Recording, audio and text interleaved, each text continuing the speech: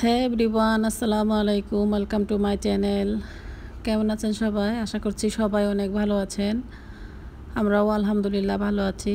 তো আজকে হচ্ছে আমাদের এখানে বৃহস্পতিবার সকালবেলা আমি পরোটা দিয়ে চা খেয়ে নিচ্ছি। আসলে মাঝে মধ্যে এরকম নাস্তা খেতে খুবই ভালো লাগে। কারি বা কোনো ভাজি কোনো কিছুই খেতে ভালো লাগে না, তো মাঝে মধ্যে আমি এরকম করেই খাই। রুটি দিয়ে বা পরোটা দিয়ে কিন্তু চা খেতে খুবই মজা লাগে। তো এখন আমি নাস্তাটা খেয়ে নিচ্ছি। খেয়ে আজকে কি রেসিপি রান্না করি সেটাই আপনাদের সঙ্গে শেয়ার করব। তো এখন আমি চলে এসেছি আমার সবজির বাগানে। আজকে আমার সবজির বাগান থেকে আমি কিছু শসা, এমনকি করলা আর করলা পাতা ছিঁড়ে নেব। করলা পাতার ভর্তা করব আজকে আমি। তো করলা পাতার ভর্তাটা আমি আমার এই চ্যানেলে দেখাবো না, এটা আমার কুকিং চ্যানেলের জন্য। তো এখন আমি করলা পাতাগুলো ছিঁড়ে নিব, এমনকি শসা। এই তো ছোটো একটা শসা দেখা যাচ্ছে, তবে এটা নিব না, আমি বড় একটা শসা আছে উপরে, সেটাও দেখাচ্ছি আমি। এই তো এটা কিন্তু খুবই উপরে, মানে নিচে আনা যাচ্ছে না, তাই আমি একটু টেনে নিচে এনে তারপর ছিঁড়ে নিচ্ছি।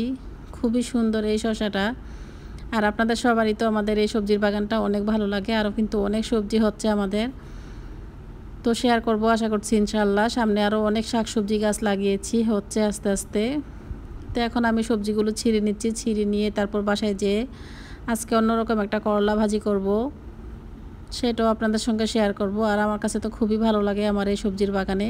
তো আজকে সকালবেলা হাঁটতে গিয়েছিলাম, ওখান থেকে হেঁটে এসে তারপর রুমের কাজগুলো এখনও করা হয়নি। তো আজকে ভাবছি আজকে আমার রুমের কাজগুলো আমি কিভাবে করি সেগুলো আমি আপনাদের সঙ্গে শেয়ার করব। তো এখন আমার সবজি ছেঁড়া শেষ, এখন আমি কিছু করলা পাতা ছিঁড়ে নিচ্ছি। করলা পাতা দিয়ে কিন্তু ডাল দিয়ে রান্না করলে খেতেও ভালো লাগে, এমনকি করলা পাতার পাকোড়া বা ভর্তা। তো আজকে আমি করলা পাতার ভর্তাটা করব। তো এখন আমি পাতাগুলো ছিঁড়ে নিচ্ছি।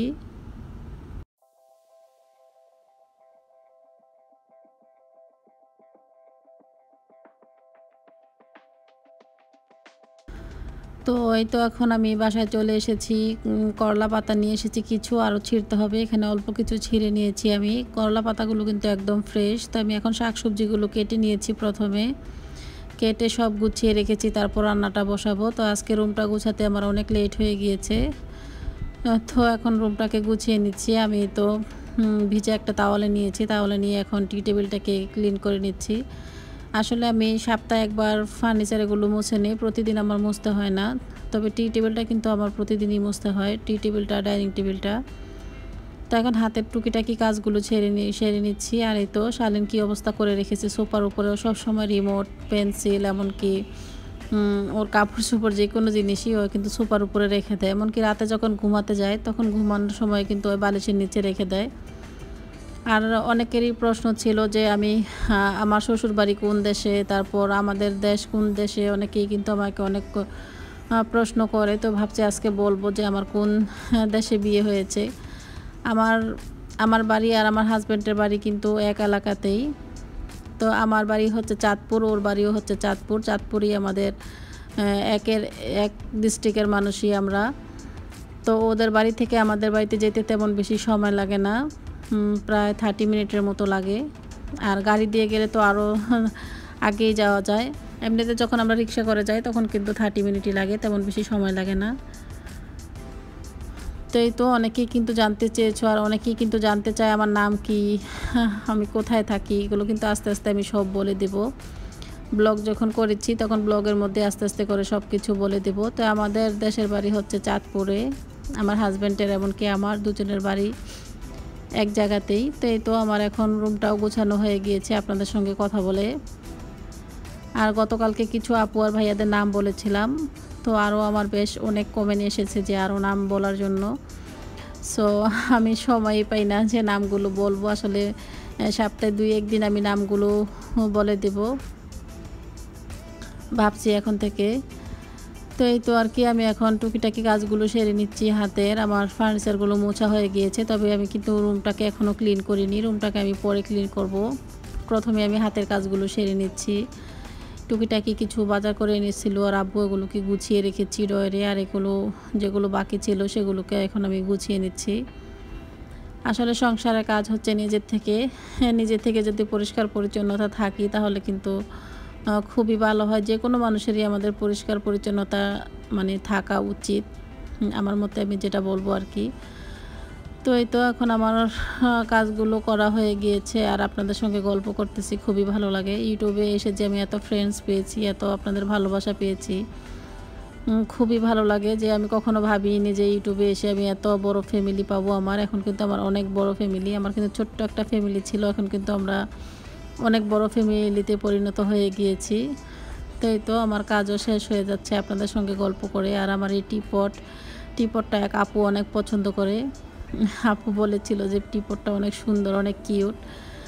তো আপুকে একটু দেখিয়েছিলাম আমি এক ব্লগে, তো আজকেও একটু দেখিয়ে দিলাম আপুকে। তাই তো আমার হাতের কাজগুলো শেষ করে এখন আমি চলে এসেছি রান্না করে। তো আজকে করলা ভাজিটা একটু অন্যরকম করতেছি, সাথে আরও কিছু মিক্স সবজি দিয়ে দিয়েছি, গাজর, তারপর বেগুন, আলু, ক্যারট এগুলো দিয়ে তারপর করলা ভাজিটাকে বসিয়ে দিয়েছি। তো আমি যেহেতু অনেকবারই আমার এই রেসিপিগুলো দেখিয়েছি, তাই আজকে আর দেখাচ্ছি না। আর পাশের চুলায় আমি যে বসিয়ে দিয়েছি এগুলো হচ্ছে গরুর ফুসফুসি এমনকি কলিজা, এগুলো সিদ্ধ করতে বসিয়ে দিয়েছি আমি। এগুলো যখন সিদ্ধ হয়ে যাবে তখন ছোট ছোট টুকরা করে কেটে তারপর আমি ফ্রাই করে নিব। এটা একটা মালায়ু রেসিপি হবে আর কি। মালাইরা যেভাবে খায় ওভাবে করব। আমার বাচ্চারা ওইভাবে খেতে পছন্দ করে।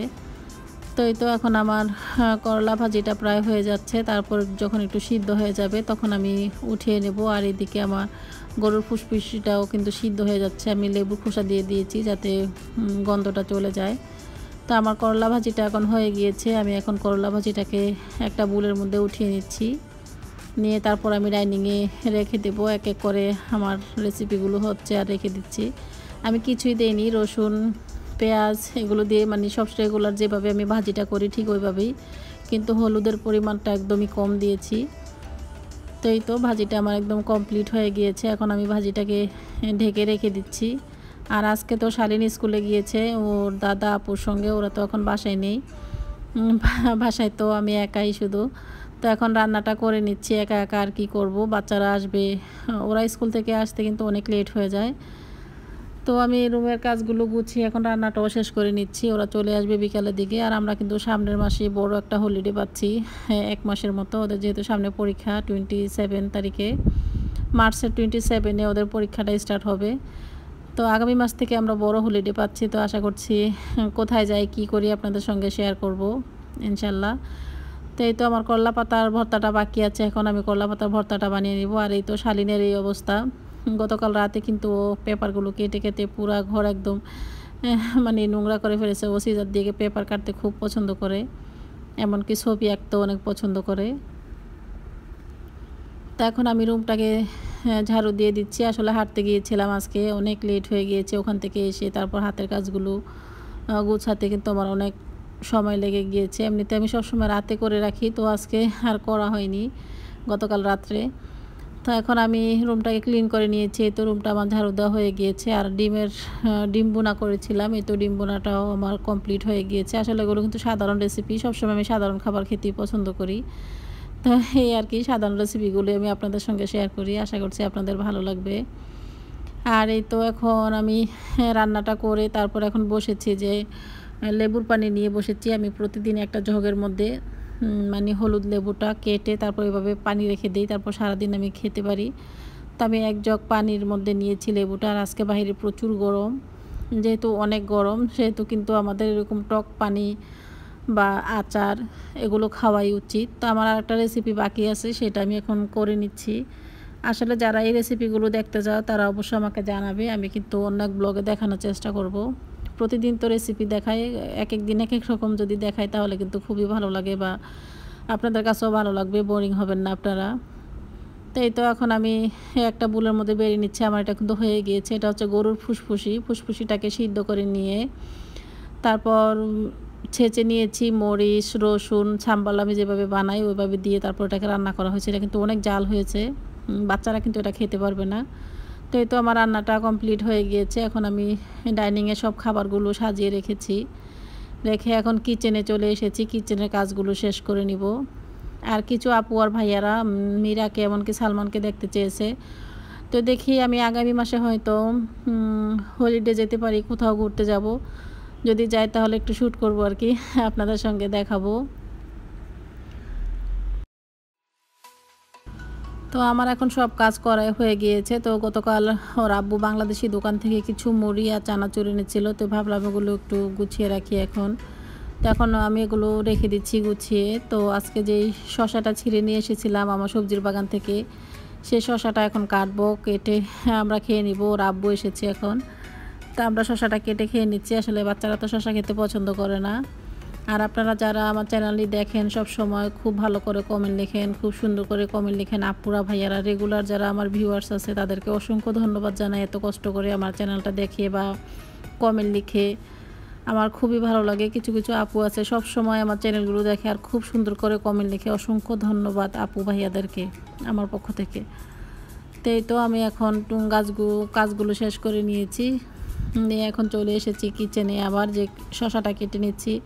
আসলে আমরা বাজার থেকে যে শসাগুলো কিনে খাই ওগুলো চাইতে কিন্তু একটু অন্যরকম টেস্ট এটা নিজের সবজির বাগানের খাবারগুলো। আমি দেখেছি যতদিন আমরা বাহির থেকে কিনে এনে খাই কিন্তু এরকম টেস্ট লাগে না। তো আপনাদের সঙ্গে কথা বলে কিন্তু আজকে অনেক কাজই করে ফেললাম। হ্যাঁ, তো আজকের ব্লগটি এ পর্যন্তই। আশা করছি আপনাদের ভালো লেগেছে। ভিডিওটি দেখার জন্য অসংখ্য ধন্যবাদ জানাই আবারও সবাইকে। সবসময় যারা আমার রেগুলার ভিউয়ার্সরা আছেন, সাবস্ক্রাইবার্সরা আছেন, সবসময় যারা আমার ভিডিওগুলো দেখে, ধন্যবাদ সবাইকে। আল্লাহ হাফেজ।